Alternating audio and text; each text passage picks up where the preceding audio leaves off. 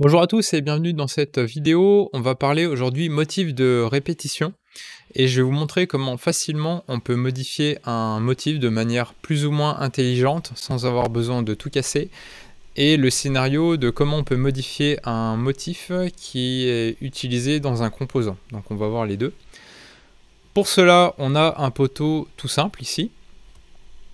On va regarder l'arbre des opérations. J'ai fait une esquisse qui donne les limites au niveau de mes fixations. J'ai inséré ensuite une vis en bas. La vis a fait son procédé. J'ai créé le motif qu'on va afficher. Ensuite, j'ai fait une répétition et la répétition automatiquement a répété et le procédé et la partie géométrique. Maintenant, pour une raison X ou Y, j'ai une vis qui m'embête, par exemple celle-ci, et j'ai besoin de la décaler en haut ou en bas, ou en tout cas de la mettre ailleurs. Alors il existe quelque chose en TopSolid qui se trouve dans construction, motif, et ici vous avez transformation, qui va vous permettre d'agir sur des occurrences de répétition. Vous avez deux façons de faire. Soit vous allez sélectionner manuellement les occurrences, ou soit vous allez pouvoir définir des zones où automatiquement quand les objets vont se trouver dans la zone, il y a un transformateur qui va s'appliquer. On va faire les deux maintenant. Là pour le moment, je vais simplement sélectionner cette vis hein, et je vais appliquer une transformation de type translation. Je vais donner comme direction, on va prendre par là-bas, hein, et je vais la décaler de 10 mm. Ce qu'on voit, c'est que le point est bien décalé, donc complémentaire, ça permet d'inverser la sélection, et je valide. Là, vous avez vu, il n'y a rien qui s'est passé, et c'est normal. Si on regarde la chronologie, j'ai mon motif qui est là, mes répétitions qui sont là, et ma transformation qui est par ici. Donc si vous voulez que ça marche, il va falloir mettre la transformation avant la répétition. Donc si je décale la répétition, vous voyez, j'ai la géométrie qui est modifiée. Et si maintenant je décale aussi la répétition du procédé, ça se décale. Donc tout ça c'est bien sûr fonctionnel avec le côté variable de la répétition, hein, si je veux changer la quantité. Maintenant si on veut travailler avec une zone d'évitement, on va dire tout ce qui va se trouver dans cette zone, je veux que ça se décale. C'est le même système. On va aller éditer la transformation, sauf que cette fois-ci, on va agir avec une esquisse.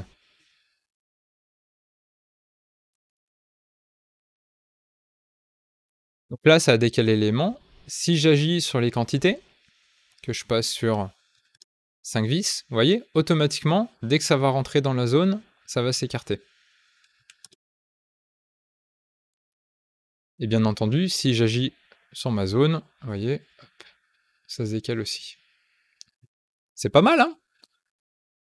Allez, on passe à la suite.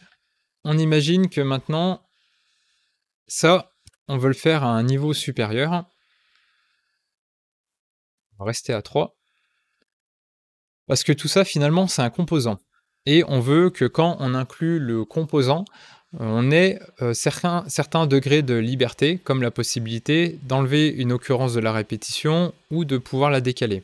Alors attention, ce que je vais vous montrer, ça ne fonctionne pas avec tous les types de motifs, ça fonctionne qu'avec certains. Ça va fonctionner avec le motif linéaire contraint et le circulaire, si je ne dis pas de bêtises.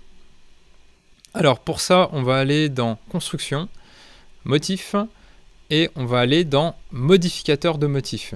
Là, vous sélectionnez le motif qui vous intéresse, et c'est tout. Côté générique, il n'y a rien à faire. La suite, ça va se passer dans la famille. On va ouvrir la famille. On va aller dans générique géométrique, motif, et vous allez glisser ça dans pilote optionnel. Maintenant, on va créer un nouvel assemblage. On va insérer le fameux poteau et on va le mettre à l'origine. Alors pour le moment, il n'y a rien de particulier. J'ai mon nombre variable de vis, tout va bien. On valide. Si on fait un clic droit sur le poteau, vous avez un nouveau bouton qui apparaît, c'est éditer modificateur de motif. On clique dessus. Alors j'ai peut-être fait une bêtise. Alors j'ai fait une bêtise, les petits cadenas sont pas alignés. Je vais vous montrer pourquoi. Je pense que dans le motif... Oui, voilà. Au niveau du motif, il faut définir un point de départ qui est cohérent. Donc on va le mettre ici. Et on va valider. On va le refaire. Clic droit, éditer le motif. Voilà, c'est bien mieux. Donc ici, bah, je peux choisir le modificateur de motif, enfin le motif que je vais vouloir modifier. Et partout où vous avez une occurrence de motif, vous avez un petit cadenas qui apparaît. Et là, vous allez pouvoir double-cliquer dessus. Et la croix, ça veut dire que quand on va valider, ça va supprimer l'occurrence du motif. Si on appuie sur les petites flèches là, on va pouvoir le décaler de manière positive ou négative. Et là, on peut valider. Et vous voyez, automatiquement, le motif est modifié. Voilà, bah comme je vous le disais, c'était très rapide. J'espère que ça vous a plu. Et puis, bah, je vous dis à bientôt pour une prochaine vidéo. Salut!